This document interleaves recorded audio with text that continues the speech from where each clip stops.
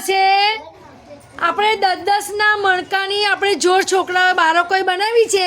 એના દ્વારા આપણા જે પુસ્તકમાં છે એ પુસ્તકમાં 6 વ્યક્તિઓ છે. આપણે પણ 6 બાળકોને ઊભા રાખી અને આપણે મણકાની ગણતરી કરવાની છે. હવે અહીંયા નેમત છે. શું છે? નેમતની પાસે કેટલા છે? આપણને ગણો.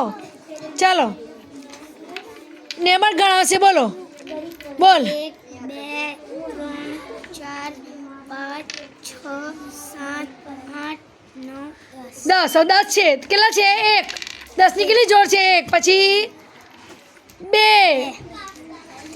3 તો કેટલા થયા? 40. અને છૂટા મણકા 43. કેટલા મણકા થયા?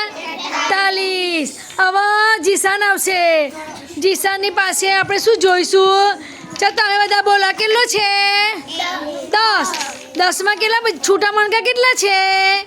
2. તેની પાસે કેટલા થયા? 12. નેમતની પાસે કેટલા થયા? 43. હવે આવશે અલ્ફીના.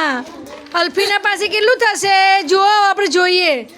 10. જોશી બોલો. 10 20 30. હા બોલો. પછી અહીં લખો. અહીં મૂકો. 2 3 4 5 તો કુલ કેટલા થયા?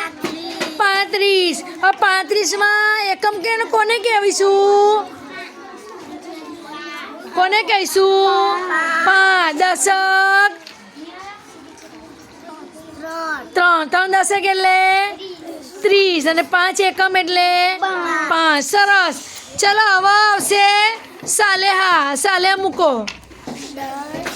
10 20 30 40 50. પછી 1 2 અને 3 કેટલા થયા? 53. 53માં એકમ 3 અને દશક 5 દશક એટલે 50. શાબાશ. ચલો રાબિયા બસીને આવો. તમારી પાસે શું છે? બોલો. મણકા છે ને?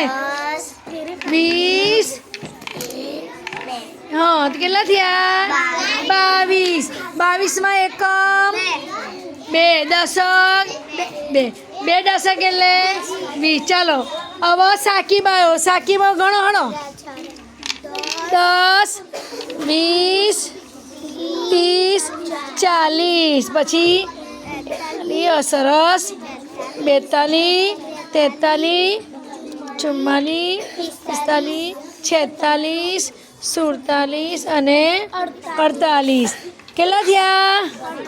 48માં એકમ 8 અને દશક 4 દશક એટલે 40 ને 8 એકમ એટલે